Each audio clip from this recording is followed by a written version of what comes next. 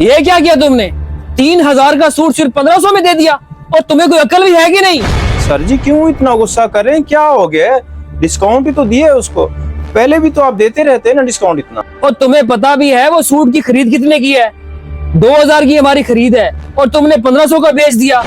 500 उल्टा नुकसान कर दिया मेरा। अगर तुम्हें पता नहीं था तो मुझसे पूछ लेते। सर अब ऐसे ही गुस्सा कर रहे हैं, हमारी नई नई दुकान है और दुकानदारी के लिए ये सब करना पड़ता है, थोड़ा बहुत डिस्काउंट चलता है। पता नहीं कहाँ से एलिमेंट तुम सीखते रहे हो। यही तजर्बे ना अपनी दुकान पे करना। मेरा कबाड़ा करके रखा हुआ है, मुझे तुम्हारे जैसे मुलाजिम की कोई जरूरत नहीं है। दफा दो यहाँ से। ठीक है सर जी, मर्जी है आपकी, आप मेरा हिसाब कर दे, मैं चला जाता हूँ। और कौन सा हिसाब? किस हिसाब की तुम बात कर रहे हो? पहले तुम मेरे तरह नुकसान कर चुके हो, और मेरी गैर मौजूदगी में पता नहीं तुम कितना कितना डिस्काउंट देते हो। पता नहीं कितना नुकसान हो गया होगा मेरा। ज्यादा बकबक नहीं करो और जाओ यहाँ से। ठीक है सर, मर्जी है आप